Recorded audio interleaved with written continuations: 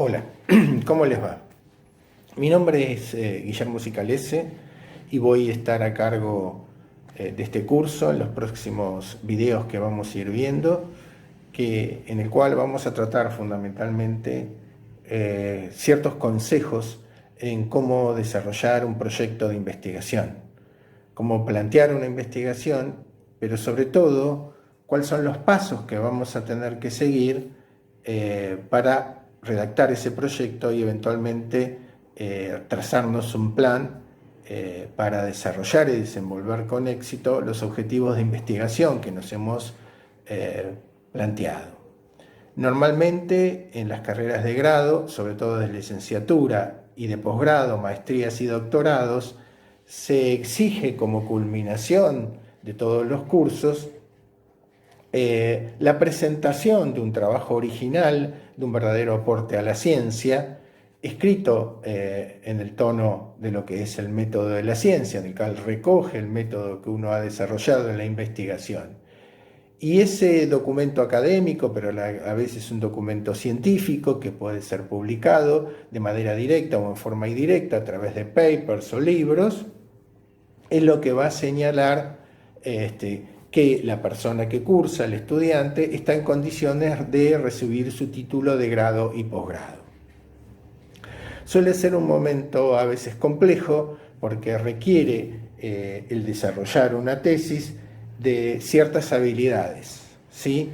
Pero yo diría también de aprender ciertas habilidades y de desarrollar ciertas capacidades de disciplina en lo que puede ser la redacción y la reescritura que hacemos de esa investigación.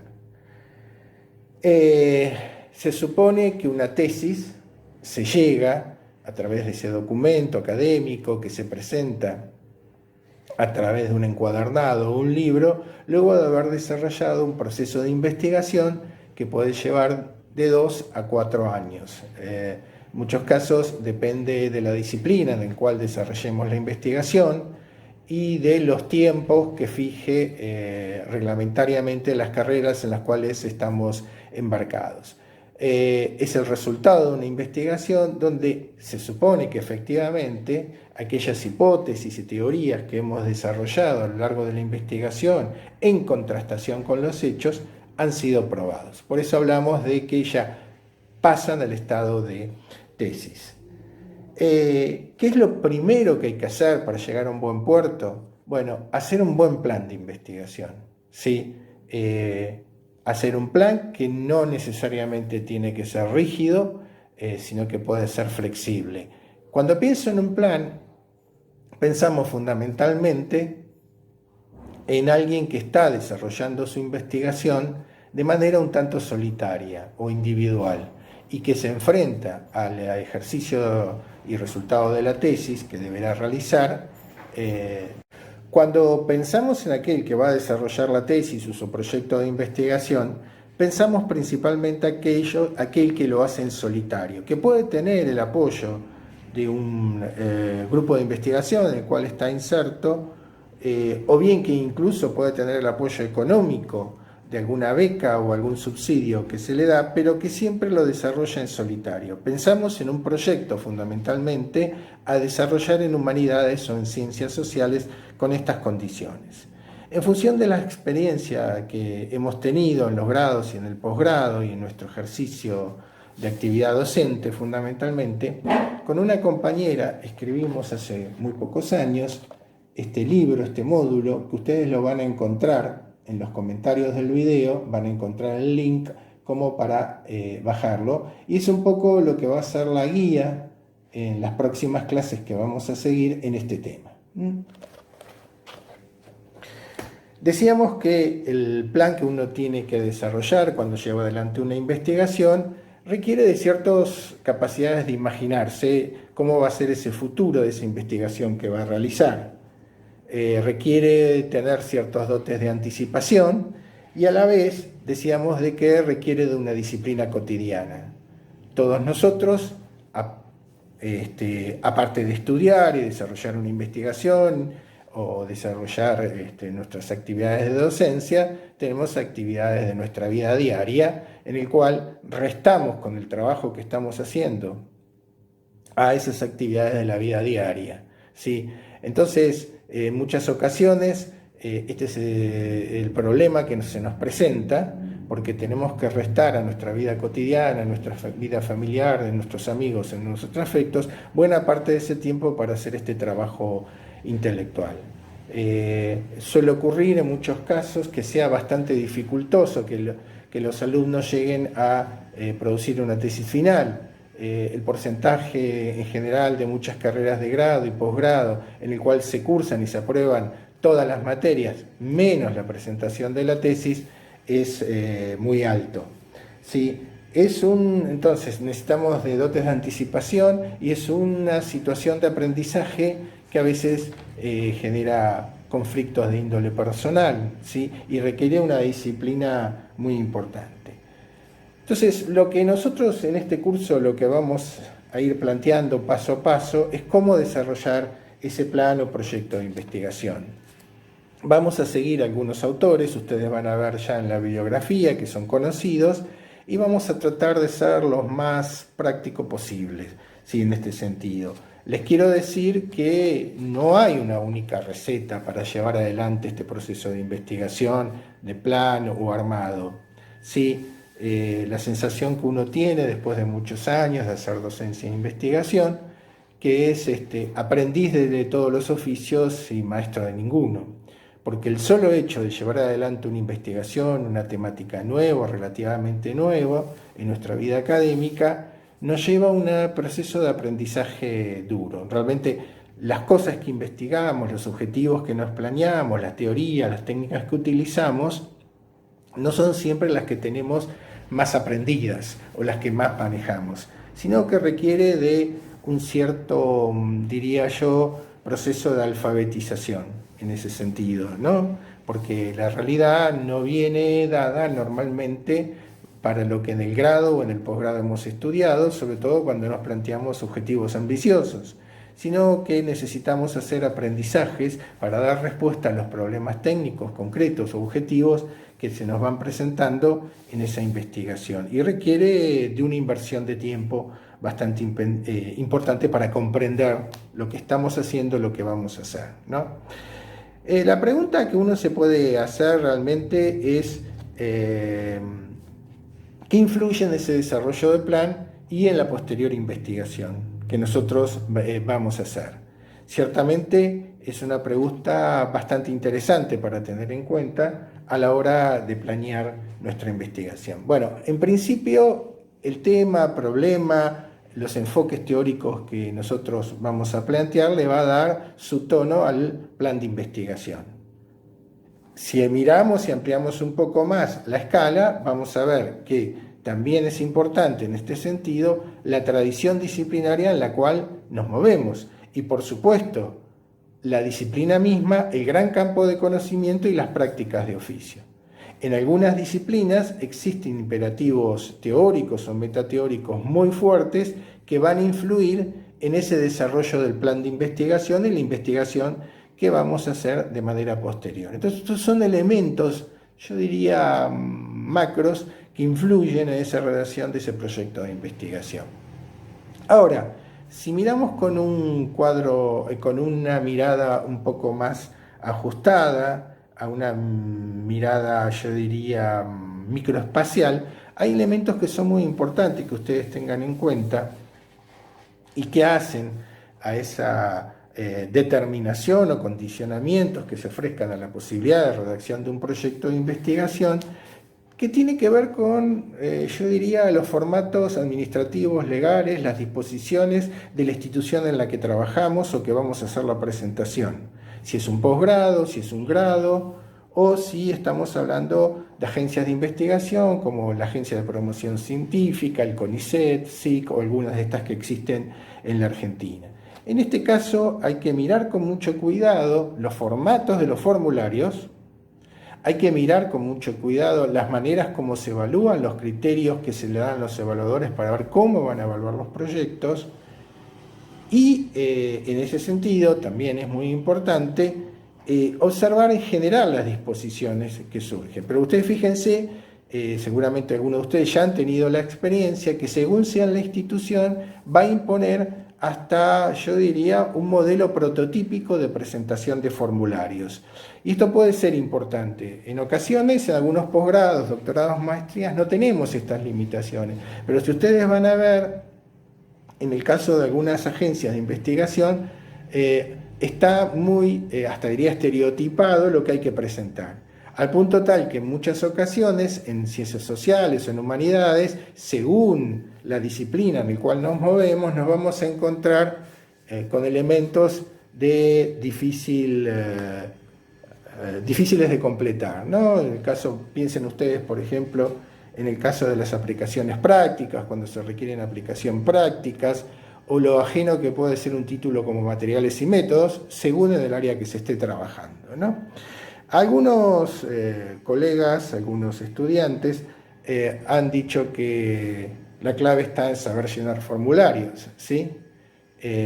Y sí, en buena manera, sí, es cierto, en buena manera es saber llenar formularios. A veces pequeños errores hacen que en un concurso abierto, donde los proyectos son evaluados, algunos financiados y otros no, queden afuera por detalles ínfimos o porque no se tuvo cuidado en leer lo que había que poner en el cuadro respectivo o mal se interpretó lo que había que poner o por olvidos de antecedentes, por ejemplo.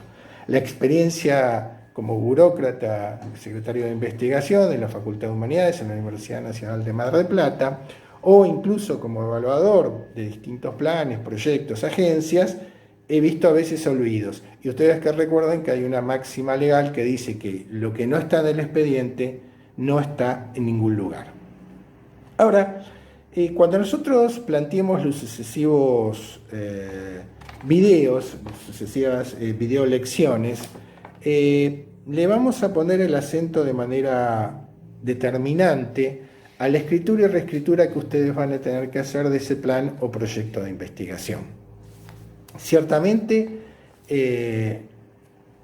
nosotros creemos que realmente la escritura es generadora de ideas, ¿sí? Cuando uno piensa en una escritura de una tesis, ¿sí?, o de un proyecto, lo que piensa fundamentalmente es en un tipo de redacción que sea en general accesible. Nuestra obligación es hacernos entender, ¿sí? Ciertamente a veces es complejo cuando utilizamos cierta jerga o cierta terminología teórica que puede ser difícil de entender para el que es el lego. Pero lo importante es tratar de explicar, tratar de desarrollar estas ideas cuando nos es posible. Siempre uno tiene que pensar para que alguien de cultura media lo lea, el proyecto, la tesis, y lo entienda. Sí hay áreas, no desconozco, que esto es de mayor complejidad para que alguien que no está con la suficientemente preparación en determinadas disciplinas lo entiende. Pero sí es importante que esa escritura tenga coherencia, pero que sea muy clara y que haya rigor en esa escritura, en los conceptos, ¿sí?, que se están definiendo. Entonces lo que se va a requerir es que esa escritura fundamentalmente también sea creativa. En realidad a veces no es que uno tiene las ideas claras y las vuelca al papel, sino que al volcarlas al papel las ideas se aclaran o surgen nuevas ideas. Por eso de alguna manera el proyecto, ya vamos a ver, como la tesis, funciona como un todo relacionado en donde podemos ir corrigiendo las distintas partes para darle más consistencia a ese proyecto de investigación, a ese plan de investigación y esa tesis, ¿sí? Entonces, lo que hay que pensar que como estamos pensando en coherencia lógico, ¿sí?, y nuestra escritura lo es, nos lo permite hacer, tanto en lo que puede ser el idioma que utilizamos o el idioma de las matemáticas, nuestro deber en ese sentido es tratar de que tenga consistencia lógica ese plano o proyecto que estamos planteando. Dejaríamos planteado para el próximo video, antes de empezar a describir las partes de un proyecto de investigación, ciertos consejos, ¿sí?, que tienen que ver con la elección básica de un tema de tesis. Bueno, antes de continuar desarrollando cuáles son las partes que integran un proyecto de investigación y sugerir cómo redactarlo en función de esas partes y cómo hacerlo, eh, creemos importante hacer una referencia a algunas cuestiones que tienen que ver para pensar la tesis y que tienen que ver con consejos un tanto mundanos, pero que nos van a servir para desarrollar nuestro trabajo de investigación. Este tema después lo volvemos a retomar, sobre todo cuando hablemos en videos más adelante, cómo poner manos a la obra para concretamente desarrollar la investigación una vez que tenemos el plan. Nos interesaba responder a 3 interrogantes. ¿Qué es lo que debemos hacer primero? Segundo, ¿qué reglas debemos tener para la elección del tema de investigación y otras elecciones derivadas de, de otras elecciones que debemos hacer para desarrollar nuestra investigación? Y decir cuándo una tesis va a ser científica, elemento fundamental para ser bien evaluado y reconocido nuestro trabajo. Bueno, es muy importante en este caso, y el libro, en realidad hay muchos libros de metodología de la investigación, de cómo redactar tesis, de cómo redactar artículos o cómo hacer monografías. Para los que tenemos unos años, siempre estaban los manuales de cómo hacer una monografía. Hoy ya el nombre de solo hecho de monografía parece un tanto anacrónico o antiguo, pero el mecanismo por el cual estructuramos nuestro discurso argumentativo suelen ser similares en los 3 casos, con variantes que tienen que ver a veces con los contenidos, con la organización de los contenidos o la extensión del trabajo que estamos haciendo para comunicar nuestros resultados científicos. El libro que me parece que sigue siendo muy importante es el libro de Umberto Eco,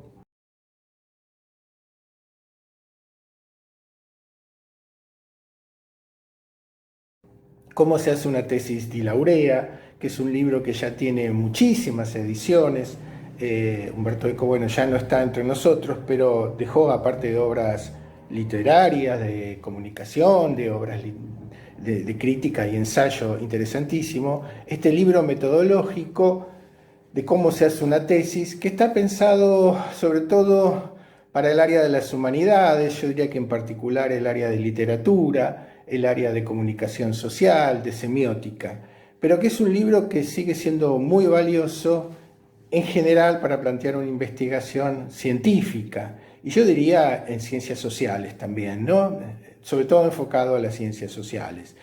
En ese libro, redactado de manera excelente, con un lenguaje de comunicación muy accesible y con la utilización de todos los medios y recursos que Umberto Eco tenía, más su experiencia en la universidad, consta de muchos ejemplos muy interesantes. Si bien en algún punto hay aspectos que no son abordados, que tiene que ver con el trabajo científico en Internet, porque es un libro anterior al periodo en el cual se desarrolló el Internet 2.0 y todos los mecanismos de Internet que hoy nos permiten acceder, sigue siendo un libro muy valioso para tener en cuenta.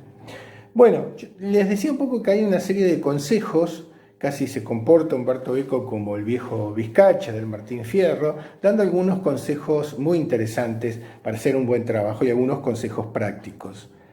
Digamos que el problema que tiene alguien cuando se pone a investigar, sea lego o no sea lego, es el problema que tuvo el ratón Mickey en el laboratorio de Merlín, ese mago medieval. Yo no sé si ustedes recuerdan la película Fantasía, en donde se mete en ese laboratorio de magia y en un momento provoca un verdadero desorden que lo supera, dándole vida a elementos inanimados, ¿sí? Por el cual queda totalmente trastornado. Bueno, lo que hay que evitar acá, en este caso, es tener un plan para justamente no nos pase lo del ratón Mickey. Bueno, entonces, tener un plan de investigación y tener ciertos criterios muy prácticos para desarrollar nuestro trabajo. Entonces, yo diría que en los capítulos, estos son los que hacemos referencia, el libro de Eco, hay 3 preguntas esenciales. ¿Qué es lo que hay que hacer primero? ¿Sí? A la hora de realizar una tesis. Segundo, cuáles son las reglas que debemos observar para la elección de un tema y otras elecciones que vamos a tener que hacer, así lo sintetizamos, y después las condiciones para que esa tesis sea científica. ¿Sí? Hoy hablábamos de que realmente una tesis es una comprobación y conclusiones finales o resultados finales de nuestro trabajo que afirman ciertas cosas que las construimos desde una teoría científica, hipótesis y en la contrastación con datos. ¿Sí? Entonces, la validez científica está en que realmente sea una tesis, en haber comprobado lo que planteamos en su momento como hipótesis siguiendo un método y ciertos mecanismos preestablecidos. Entonces, lo primero que dice Umberto Eco, que lo que hay que hacer es localizar un tema. Bueno, parece una obviedad, pero no lo es tanto. Uno ve las dificultades que muchas veces se tiene para localizar un tema. Sobre todo, suele ocurrir que esos temas suelen a veces ser muy amplios y complejos e inabarcables.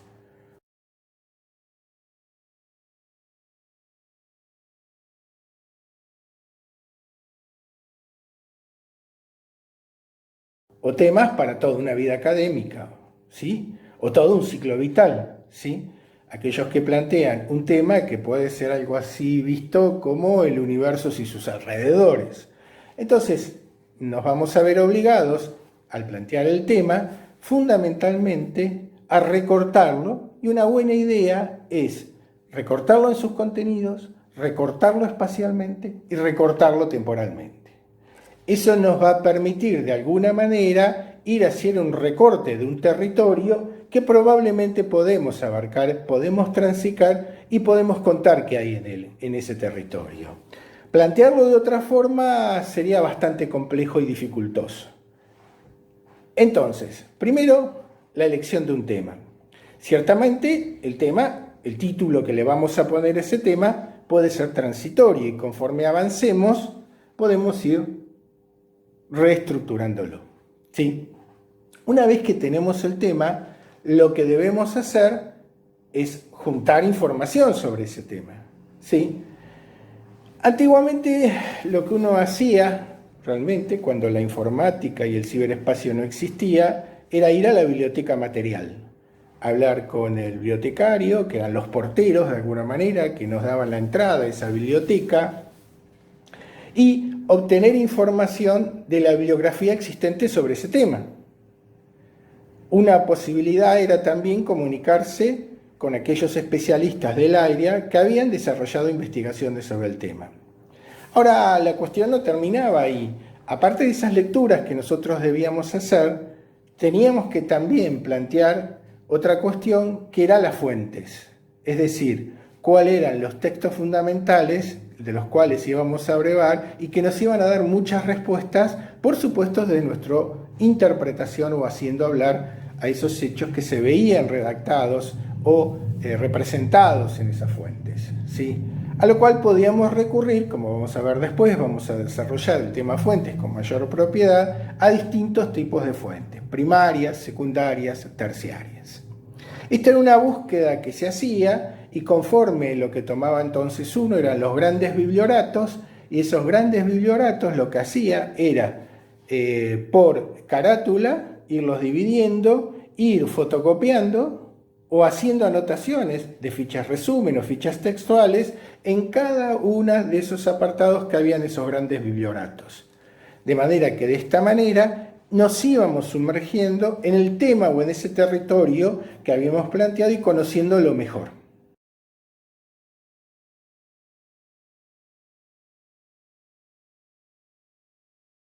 Tratando sí después de dar respuesta a las preguntas que nos habíamos hecho. Claro, hoy en día, afortunadamente, existe esa gran biblioteca universal que es Google. Entonces, ahí uno puede hacer una serie de búsquedas y esto que hacía con elementos materiales, hacerlo ahora con documentos digitales. Las carpetas pueden seguir el mismo criterio. Uno podría utilizar carpetas, ¿sí? Incluir dentro de esas carpetas otras carpetas, ¿sí? Me refiero a la utilización de la computadora, ¿no es cierto? En donde divide lo que va encontrando sobre el tema, ¿sí? Entonces, en algún tema en particular nosotros podríamos incluir bibliografía, podríamos hacer una búsqueda en Google Académico y ver la bibliografía de revistas científicas, los que han trabajado el tema, e incluirla en ese apartado, ¿sí? En otro apartado podríamos incluir otras fuentes, como testimonios directos o entrevistas a las personas que nos interesa leer o escuchar que hablan sobre ese tema. Y en un tercer apartado, por ejemplo, podrían ser las noticias de prensa sobre el tema que es objeto de nuestro estudio, ¿sí? O sea, vamos dividiendo el tema en distintos subtemas y juntando información sobre esos distintos subtemas como forma de acercamiento. Lo que estamos haciendo de alguna manera es recopilar información. Bueno, ¿cuál es el problema en esto? Cuando uno plantea un tema de investigación y lo va recortando y tiene in pectore las preguntas, puede orientarse mejor a qué seleccionar y a qué elementos dejar de lado, qué fuentes, qué bibliografía dejar de lado. Siempre está el riesgo de que se arme una bola nieve que nos tape y no nos permita actuar y nos lleve a la inacción. Ese es un riesgo que podemos tener, sobre todo ¿sí? Cuando comenzamos a hacer una investigación donde los intereses y los objetivos específicos todavía están difusos, ¿sí? Entonces, de alguna manera, lo que vamos a correr ahora es ese riesgo. Hay una práctica que es muy importante en este sentido, que es, una vez que recopilamos la información, es empezar a escribir. Por ejemplo, lo que podríamos hacer es una síntesis de lo que hemos hecho en nuestro trabajo, o un informe. O un artículo donde de alguna manera damos organicidad a toda esa información que nosotros estudiamos, es decir, que leímos, estudiamos, y hacemos una selección. ¿Para qué? Para hacerse entender y para entender nosotros mismos qué estamos haciendo. Esto suele ser clarificador. En muchas ocasiones de ese proceso de recopilación surgen las preguntas, surgen los problemas, aventuramos las primeras hipótesis o conjeturas sobre la realidad. Entonces, este ejercicio de escritura puede ser útil. ¿Cómo lo podemos emprender? Bueno, podría ser un informe con subtemas que vamos tratando, problemas, hipótesis, ya hacer un esbozo. Pero si no, otra cosa que podríamos hacer, sobre todo cuando se trata de temas calientes o ciudadanos, pensar que alguien nos ha pedido una investigación sobre el tema que estamos haciendo para publicar en un periódico o en una revista, por el cual vamos a estar obligados a sintetizar lo que hemos dicho en 2 carillas, en 3 carillas. Y ahí, si ustedes se pueden escribir, le van a explicar a los demás, ¿sí?, el tema y el problema que quieren resolver. De alguna manera van a tener que darles organicidad, tratar de mostrarle a los demás por qué es importante este tema de investigación, por qué es importante para la comunidad, cuáles son las dificultades teóricas, es decir, de conocimiento, o prácticas que habría que resolver. De alguna manera, lo que estaríamos dando de esta manera solución es a un poco imperativo de Umberto Eco de dar organicidad a las reflexiones que hemos hecho sobre el material que hemos elegido, ¿sí?, sobre el tema que hemos decidido y sobre el material que hemos leído. La segunda pregunta, que tiene que ver con las reglas para elecciones de un tema y otras elecciones conexas o derivadas, da ciertos consejos también. Primero, que sea de interés de los alumnos, ¿sí? A veces era muy común que el profesor o quien estaba a cargo del seminario metodológico sugiera temas a los alumnos.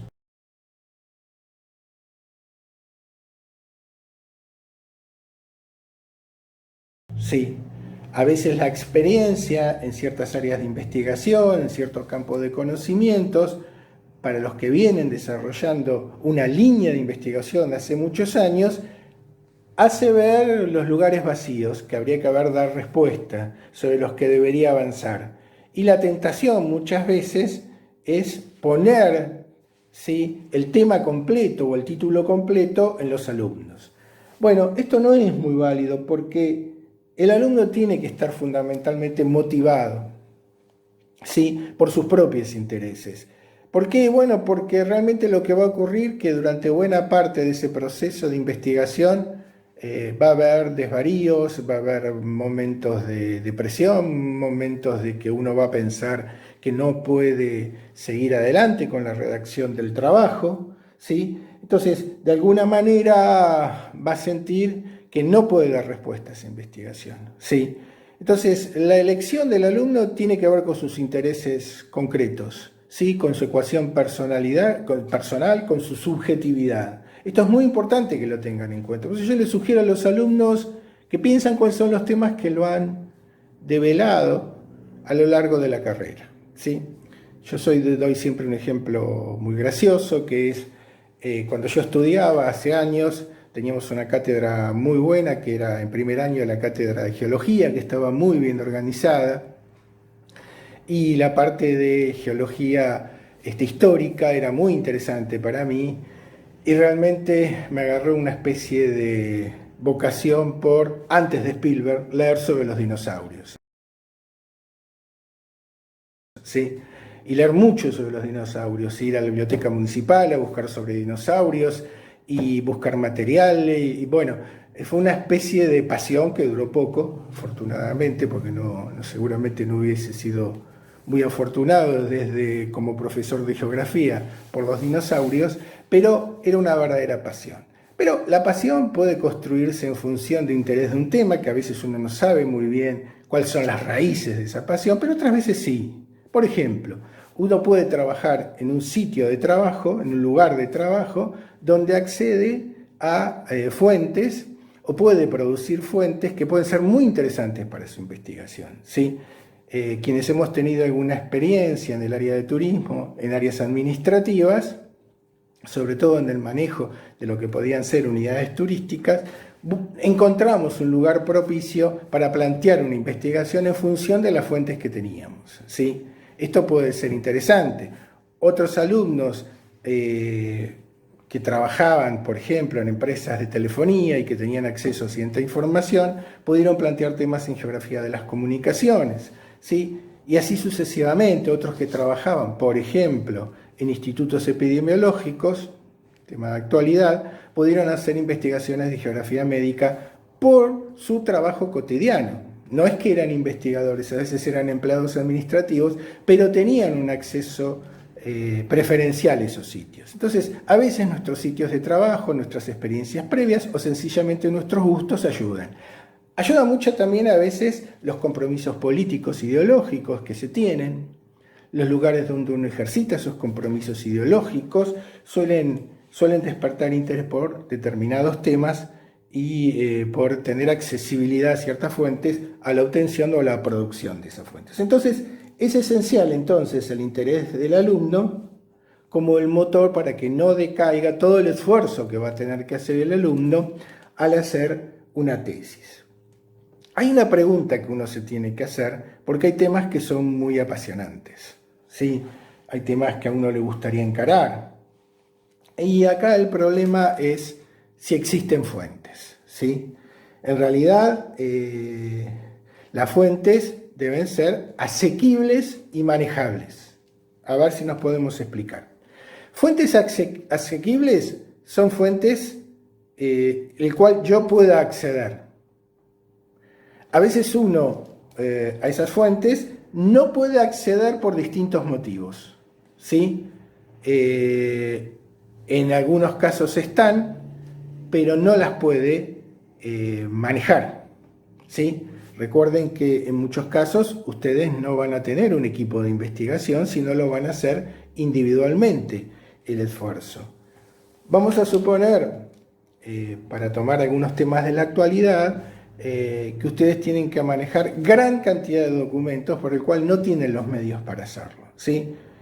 Ustedes vieron que hace poco una de las fuentes de información que surgió son las cantidades de cuentas offshore que existían en el mundo a través de la investigación que se llamó de los Panama Papers, donde había millones de cuentas de titulares y de dinero que circulaba en el mundo, y el problema que tenían esos periodistas que hacían esa investigación era que prácticamente para manejar esa masa de información que arrancaba en la década del 70, tenían que dedicar muchísimas horas para leerlas e interpretarlas. Las fuentes estaban, pero lo que había que hacer era leerlas e interpretarlas. Bueno, fíjense ustedes cuánto tiempo de lectura haría falta, y de una lectura comprensiva, ¿sí?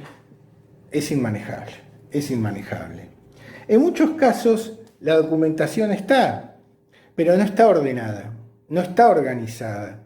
O sea, ahí habría que hacer un tiempo de un trabajo de bibliotecario muy intenso, y en muchos casos, para los tiempos que ustedes pueden tener, quizás no lo puedan hacer, ¿sí? Es decir, el problema es que las fuentes están, pero no existen las direcciones. Antiguamente, cuando se empezó a trabajar con los primeros disquetes de 5 pulgadas en las computadoras, un problema que le decían uno cuando perdía un archivo en esos disquetes, lo llevaba al informático, y el informático te decía: no encontraba un archivo. Decía: no, el archivo está. Ah, bueno, qué bueno. No, dice, lo que pasa es que la computadora no lo encuentra. Dice, el procesador no lo encuentra. Perdió la dirección. No encuentra la dirección, que es lo mismo de no tenerlo, ¿sí? En ese caso, el problema que tenemos acá es que no tenemos direcciones para obtener lo que a nosotros nos interesa. En algunos casos, si se cuenta con el tiempo o con el programa, podría hacerse. Pero siempre lo que ustedes tienen que tener en cuenta es esa imposibilidad por el tiempo que tienen y eventualmente el dinero para gastar en la investigación, que lo puedan manejar, ¿sí? En muchos casos la fuente no existe y hay que producirla. Y uno a veces no puede hacer un censo, no puede hacer una encuesta exhaustiva, no tiene el personal para hacerlo, ¿sí?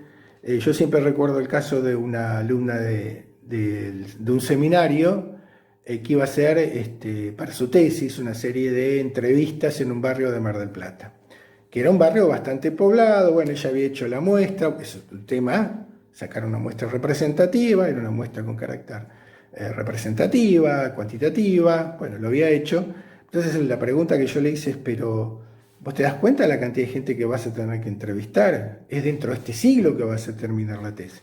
Bueno, ella lo había resuelto porque había sido parte de las actividades prácticas que había dado a los alumnos en su colegio, en los colegios secundarios donde trabaja, hacer las entrevistas. O sea, de esa manera había solucionado este problema de manejo de fuentes.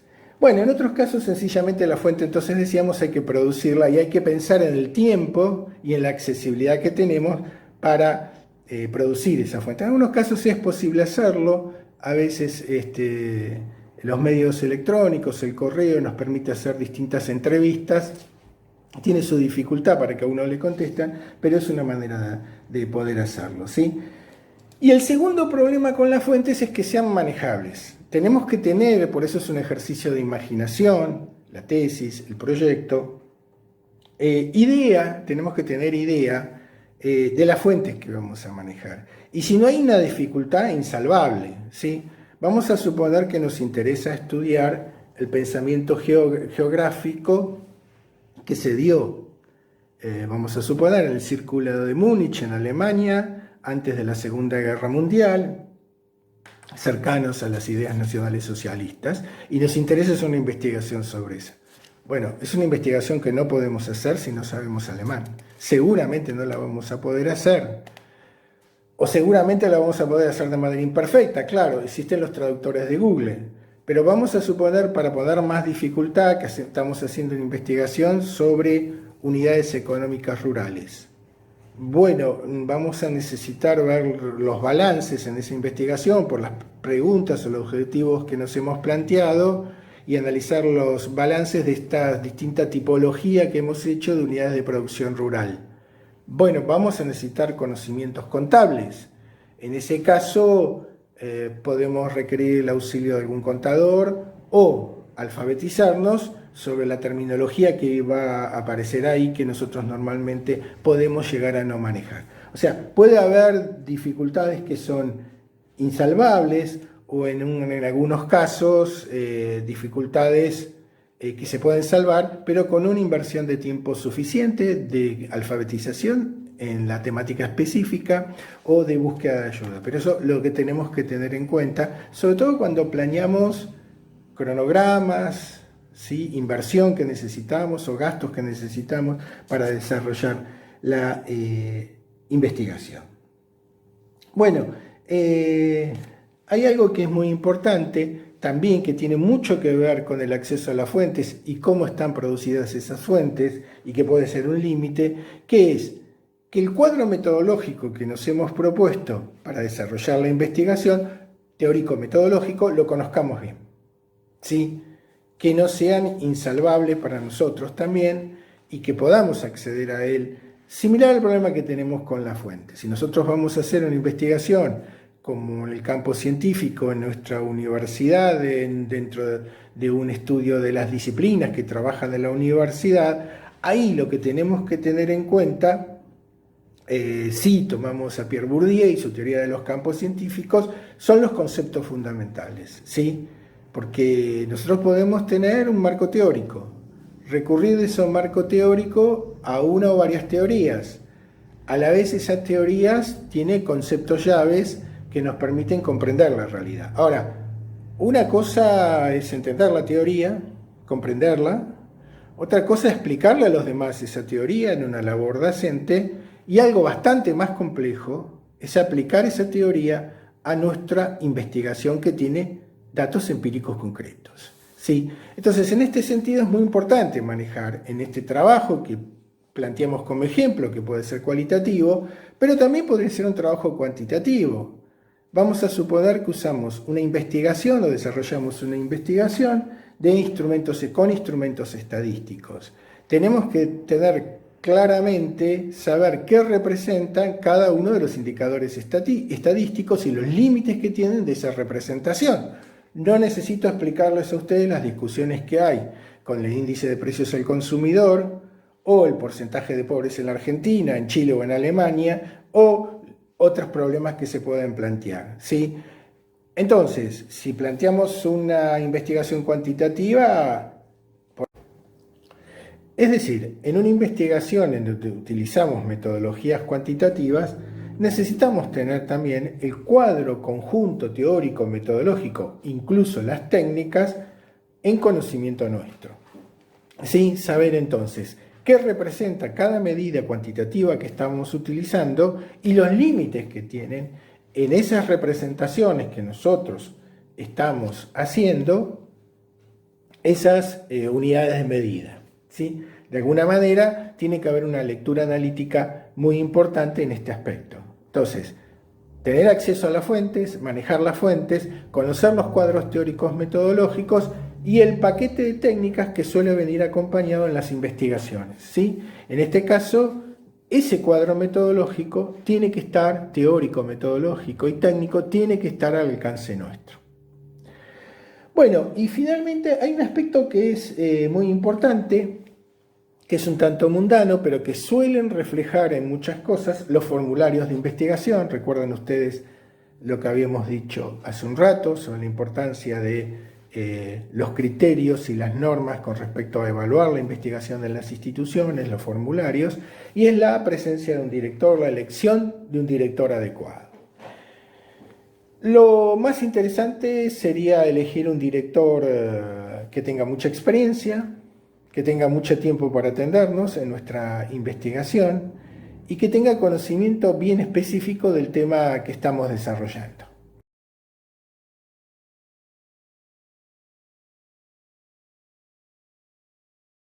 ¿Sí? De alguna manera los puntajes que suelen darse a los proyectos, ¿sí?, suelen plantear como criterios de selección de mayor a menor puntaje estas condiciones de los directores. Es decir, si los directores tienen muchos becarios es probablemente que le den menos puntaje. Si los directores no tienen mucha dedicación a la investigación es probable que les bajen el puntaje. Y después la cuestión de la pertinencia. Puede ocurrir que un director esté muy avesado en determinados subtemas de su área de investigación, pero que no conozca con mucha propiedad el tema específico de investigación que se certifica por sus antecedentes en producción científica, ¿sí? Entonces, en este momento lo ideal sería tener un director experimentado, un director específico del tema, es decir, que tenga pertenencia con el tema que hemos elegido y que tenga una importante dedicación formal y concreta al trabajo que nosotros estamos haciendo. Y la última pregunta que queda por plantear es un condicional de cuándo la tesis es una tesis científica. Bueno, fundamentalmente la tesis es un documento que tiene los resultados de la investigación y tiene que ser reconocible para los demás, ¿sí? Es decir, la escritura debe ser clara, rigurosa, debe ser bien comunicable para aquellos que son especialistas y decíamos hoy en lo posible para aquellos que no son muy especialistas en el tema, pero sobre todo debe entenderse de qué se trata, ¿sí?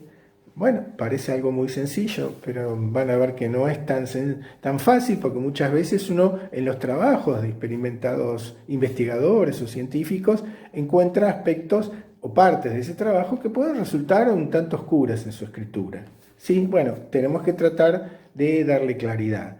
La importancia es que los demás se den cuenta de la importancia de ese trabajo que hemos planteado, de cómo hemos redactado el problema y cómo lo hemos resuelto. Que los demás se den cuenta. Primero tiene que estar convencido uno, ¿sí?, de la importancia de tu trabajo, que su trabajo es bueno.